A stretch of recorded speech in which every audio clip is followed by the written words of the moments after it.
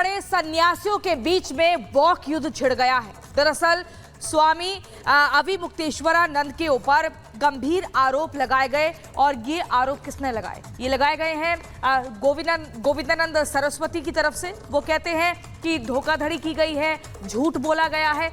इसके अलावा अब सब गंभीर आरोप होने के बाद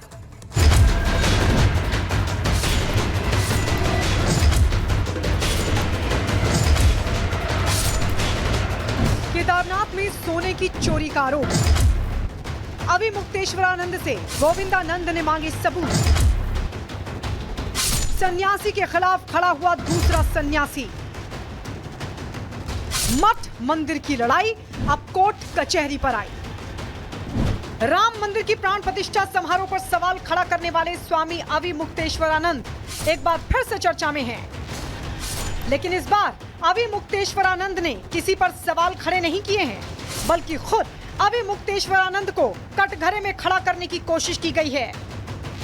अविमुक्तेश्वरानंद पर आरोप लगाने वाला कोई आम आदमी नहीं, बल्कि एक सन्यासी है जो उसी पंथ से आता है जिसके अनुयायी खुद अविमुक्तेश्वरानंद हैं। इन संत का नाम है गोविंदानंद सरस्वती। गोविंदानंद सरस्वती ने अविमुक्तेश्वरानंद पर बेहद गंभीर आरोप लगाए हैं। हालांकि अविमुक्तेश्वरानंद ने भी गोविंदानंद को जवाब देने में कोई कमी नहीं की है। इस विवाद की शुरुआत तब हुई जब स्वामी अविमुक्तेश्वरानंद ने आरोप लगाया कि केदारनाथ मंदिर आखिरकार सील से दान में मिला सोना चोरी हो गया। अविमुक्तेश्वरानंद के अनुसार मंदिर की भीतरी दीवारों को सोने से मढ़वाने के लिए आया हुआ 128 किलो सोना गायब हो गया है। इन आरोपों का जवाब बद्री केदार मंदिर समिति ने दे दिया था, लेकिन गोविंदानंद सरस्वती नाम के संत सामने आए हैं। गोविंदानंद ने अविमुक्तेश्वरानंद के आरोपों को झूठ का पुलिंदा बताया है।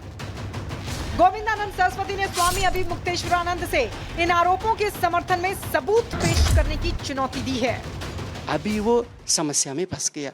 अभी वो क्या कर रहे हैं? नहीं, वो जो कह रहे हैं 228 किलो जो सोना के टोटली रॉन्ग, फॉल्स। यदि हम वही बोल रहे हैं ना, तुम्हारे पास डॉक्यूमेंट्स है तो सामने रख दो। अभी तक नहीं रखा, एक डॉक्यूमेंट में रखा। वो बोल रहे कि खच्चर में 228 किलो सोने के गायब होने की जो बात करो पूरी तरीके से गलत है। गलत है, वही कर रहे हैं ना हम। बेटा ना यहाँ चुनौती दे रहे हैं ना उसको।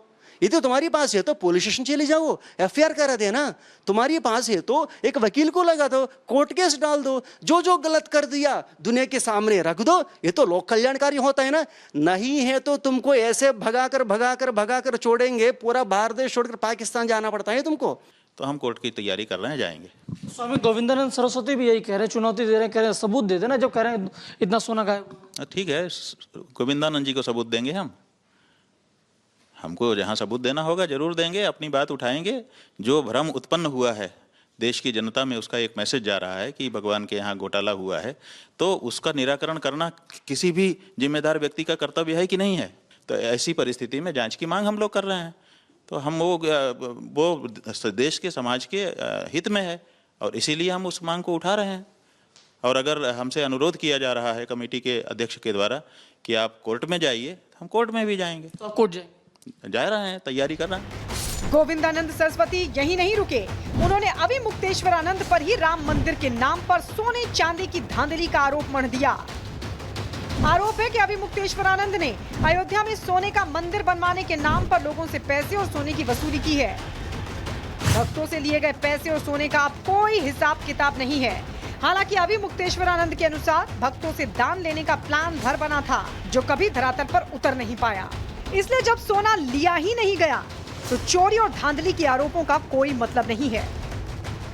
रामालय स्वर्णालय हम नहीं, अविमुक्तेश्वरानंद इसको प्रेस मीट में रिलीज किया। उसकी खुद ही वाक्य है। 1 किलो सोना कितना है? अप्रॉक्सीमेटली 70 लाख। इन्होंने 1000 गांव से कितना है? अब ये चार्टर्ड फ्लाइट में घूम रहे हैं ना, करोड़ रुपया लेकर। सारी पूरा पैसा कहाँ से आ रहे हैं? राम भगवान की पैसा लूटकर, हमारे ज्योतिर्मठ का पैसा लूटकर ये खर्च कर रहे हैं। इन्होंने ये स्वर्णालय रामालय, राम भगवान के लिए स्वर्ण मंदिर बनाएंगे करके 1000 गांवों से, दो चीज नहीं है भैया, 1000 गांवों से स्वर्ण को इकट्ठा किया। कहाँ है सारी स्वर्ण? जब भगवान का मंदिर वहाँ से बनने लगा और ये हुआ कि वहाँ जहाँ हैं वहाँ से हटाए जाएंगे, तो हम लोगों ने एक स्वर्णालय श्री रामलला बनाना चाहा कि एक स्वर्ण मंदिर बना करके उसमें भगवान को विराजमान करें जब तक मंदिर नहीं बन जाता है तब तक। तो उसके लिए हम लोगों ने मंदिर बनाया और मंदिर बना करके उसको अयोध्या में ले जा करके समर्पित करना चाहते थे और उसमें सोना मरने के लिए आह्वान करना चाहते थे। लेकिन इसी बीच में जो क्षेत्र ट्रस्ट बन गया और ट्रस्ट ने वहाँ पर जो जर्मन सिल्वर होता है, जर्मन सिल्वर का एक कमरा बना करके उसमें भगवान को बैठा दिया। स्वर्ण इकट्ठा हुआ था।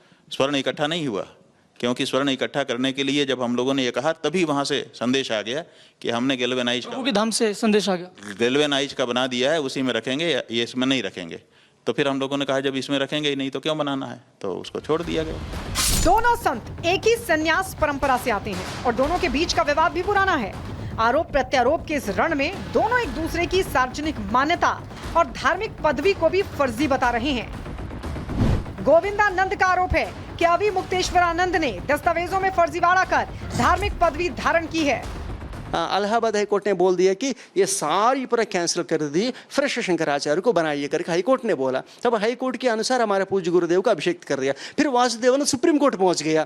फिर सुप्रीम कोर्ट ने सारी पूरा देखते हुए जब तक केस खत्म नहीं होते तब तक हमारा पूज्य गुरुदेव के ज्योतिष पीठाधीश्वर बोलते हुए ही 2018 में ही रोक लगा दिया, स्टे दे दिया।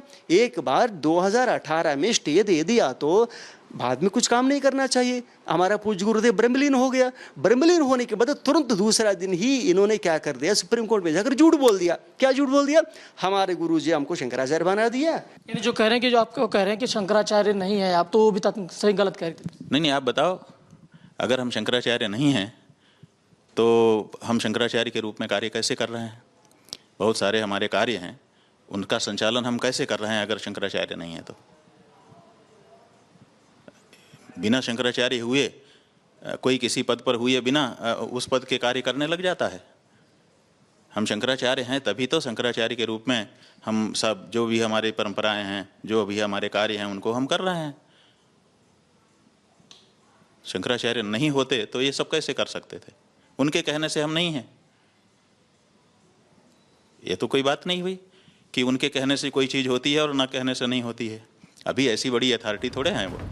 दोनों सन्यासियों के बीच आरोपों और प्रत्यारोपों का सिलसिला यही नहीं रुका। केदारनाथ से शुरू हुआ विवाद तमाम मठों और जमीनों पर कब्जे तक पहुंच गया। गोविंदानंद का दावा है कि अभी मुक्तेश्वरानंद ने फर्जी वसीयत से मठों पर कब्जा कर लिया है, जिसमें उनकी मदद कुछ प्रभावशाली लोगों ने भी की है। हालांकि अभी मुक्तेश्वरानंद ने इस तरह के आरोपों के पीछे गहरी साजिश का शक जाहिर किया है। क्योंकि ज्योतिर्मठ उत्तरामनाय ज्योतिर्मठ एक व्यक्ति का नहीं है। आदिशंकर भगवत्पाद जी सनातन धर्म को रक्षा करने के लिए 4 दिशाओं में 4 आमनाय पीठ स्थापित किया। उस पीठ को कब्जा करने के लिए ये देशद्रोही लोगों के साथ मिलकर ये छलकपट कार्य करने लगा तो हम कैसे चुप बैठेंगे? पहला बहुत मौन रहा, हमें कुछ महीनों तक मौन रहा, क्योंकि हमको पहले विषय समझना चाहिए। ये सारी पूरा डॉक्यूमेंट्स इकट्ठा करना चाहिए। एक भी डॉक्यूमेंट बाहर नहीं आया, सारी छुपा दिया था उन्होंने। कोर्ट में जो हमारा पूज्य गुरुदेव के संबंधित केस डॉक्यूमेंट्स को ही छुपा दिया था उन्होंने। ये सारी बाहर आने की बात तो हम बोल पाएंगे ना। जो हमारा ज्योतिर्मठ है उसकी अपनी एक प्रतिष्ठा है, उस प्रतिष्ठा को कोई उंगली नहीं उठा सकता। उसको हानि पहुंचाए तो वो ठीक नहीं है। इसीलिए उनके ऊपर कानूनी कार्रवाई भी हमारा मठ करने जा रहा है। आप कह रहे हैं ज्योतिर्मठ की बात, तो वो कह रहे हैं ज्योतिर्मठ पर आपने कब्जा कर रखा है, नहीं जबरदस्ती, इस तरीके की बातें नहीं। कब्जा कर किसके पास था वो, उसको हमने जबरदस्ती जा करके हटाया और हम बैठ गए। कब्जा का मतलब ये होता है कि कोई व्यक्ति वहाँ पहले से रहता है, बल का प्रयोग करके कोई व्यक्ति उसको हटाता है और हटा करके बैठ जाता है। वहाँ कौन बैठा था कि जिसको हमने हटाया और हम बैठ गए, कब्जा कर लिया? पूछिए आप लोग तो नाम पूछते नहीं हो, जो वो कहते हैं उसको प्रमाण मान करके आ जाते हो। आपको पूछना चाहिए था ना कि उन्होंने वहाँ कौन बैठा था जिसको उन्होंने हटा दिया बलपूर्वक और खुद बैठ गए। ऐसा तो कोई उदाहरण उनको बताना चाहिए था ना, घटना बतानी चाहिए थी। आपको बता दें, स्वामी अभी